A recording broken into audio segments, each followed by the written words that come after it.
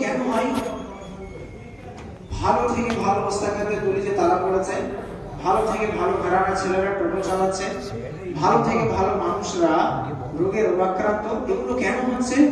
মনে রাখবেন, নবী আলাইহিস সালাতু ওয়াস সালাম বলেছেন, যখন নাজায়েজ এবং হারাম কাজ মানুষ প্রকাশ্যে করবে আর তাকে আমর বিল মারুফ এবং নহি আনিল মুনকার করার লোক থাকবে না, কেউ রুখবে না, তখন আল্লাহ রাব্বুল আলামিন নিত্য নতুন রোগ, তাদের ব্যবসা, সব তাদের মধ্যে আস্তে আস্তে এই সমস্ত জিনিস হাওয়াদিস হতে থাকবে আর ভালো কাজগুলো লুপ্ত হতে থাকবে।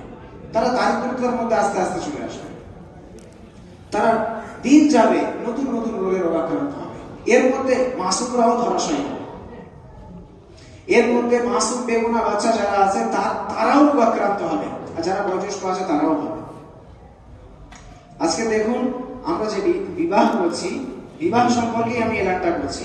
বিবাহ করতে যাচ্ছি বা বিবাহ করার জন্য আমরা আসছি, তো অবৈধভাবে আমরা বিবাহ করতে যাচ্ছি। আসছি রাস্তায় আতিশবাজি করছি, বাড়িতে এসে গান বাজনা বাজাচ্ছি। আল্লাহ জমিনকে নাপাক করা ছাড়া কিছু নয় ভাই। হযরত নূহ আলাইহিস সালাতু ওয়াস সালাম যখন জাতিকে বুঝিয়ে বুঝিয়ে আর পারলেন না, আল্লাহ রাব্বুল আলামিন বললেন, নূহ কিফ, তুমি দাঁড়িয়ে যাও, হাত্তা ওয়াফারাত নূর, আমার আদেশের এবারে অপেক্ষা করো, ওয়াসনাইল ফুলক বিআয়ুনিনা, তুমি একটা কষ্টি তৈরি করো এবং আমার আদেশের অপেক্ষা করো, আমি এদেরকে সবাইকে উড়িয়ে দেব, কাউকে রাখবো। সবাই প্রকাশ্যে নাজায়েজ কাজে লিপ্ত ছিল, সবাই প্রকাশ্যে অবৈধভাবে গুনাহের মধ্যে লিপ্ত। প্রকাশ্যে এক ব্যক্তি গুনাহ করে নিজের বাড়িতে দোর বন্ধ করে, কেউ জানে না, আল্লাহ জানে, সে জানে, সে যদি তওবা করে নেয় মাফ হয়ে যায়। কিন্তু যখন প্রকাশ্যে গুনাহ হবে, তো তওবাও প্রকাশ্যে হবে, এটা শরীয়তের বিধান। সারা রাস্তায় বোম ফাটাতে ফাটাতে এসছে। সেই বিবাহে ইমাম সাহেব যদি খুতবা পড়াতে যায়, অবৈধভাবে সে বিবাহ করতে আসা, তাহলে ইমাম সাহেব কি অংশীদার হলো না? কোরআন তো বলছে, ইন্নাল আহদা কানা মাসউলা, সমস্ত কর্মের ব্যাপারে তোমাদেরকে জিজ্ঞাসা করা হইবে কাল কিয়ামতের দিন। আপনাদের সম্মুখে আমাকে আল্লাহ রাব্বুল আলামিন জিজ্ঞাসা করবে, মুফতি জুবাইর, তুই বল, তোর ইমামতের আহদে যারা অবৈধ কাজে লিপ্ত ছিল, তুই তাদেরকে কিছু বলেছিস না বলিস?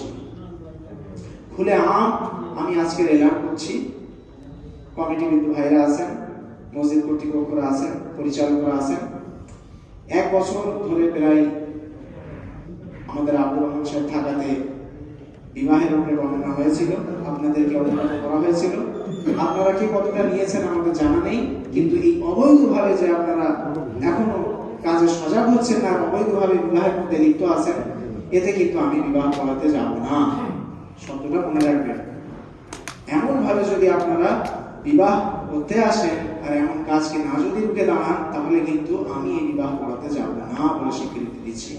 কমিটি বিন্দু ভাইরা এবং মসজিদ নিবাসী, মহল্লা নিবাসী আপনারা ভাববেন, তখন কিন্তু ফাসাদ করলে আমি শুনবো না, মসজিদ ছেড়ে দেবো, তা ভালো, কোনো নাজায়েজ কাজে আমি থাকবো না।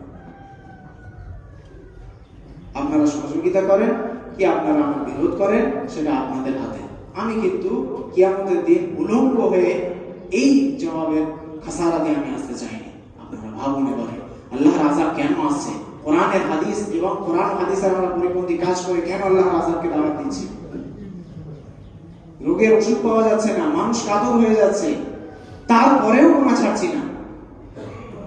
বক্স এইভাবে বাজছে, অন্তর কম্পিত হচ্ছে, কথা শুনছে না, ঝগড়া করছে, কিভাবে বোঝাবে? এবারে কি আল্লাহর আযাবের অপেক্ষা করব? একটু ভাবুন ভাই, একটু ভাবুন। আপনাদের কাছে অনুরোধ রইল, আপনারা এই ব্যাপারে ব্যানার ছাপান, হ্যান্ডবিল ছাপান, হোয়াটসঅ্যাপ গ্রুপে সব খবর দিয়ে দেন। কাঁঠাল গড়িয়ে বড় মসজিদ থেকে এই ফরমান জারি হয়েছে যে যেখানে এইভাবে মাতলামি ভাবে বিবাহ করার জন্য মানুষ প্রস্তুতি নিচ্ছে, তাদের জন্য আমরা রুখে দাঁড়াবো। রাস্তায় এই সমস্ত কাজ যদি হয়, আমরা রুখে দাঁড়াবো। আর আমাদের ইমাম এইভাবে বিবাহ পড়াতে সক্ষম নন, তিনি জানিয়েছেন তিনি বিবাহ পড়াবেন না। ট্রাফিক পুলিশ লাগিয়ে দেন, কোনো ব্যানার ছাপিয়ে দেন, সওয়াব হবে তো কোনো গুনার কাজ হবে না। আশা করি কথা বুঝে এসেছে, আপনাদের কাছে আশা রাখবো।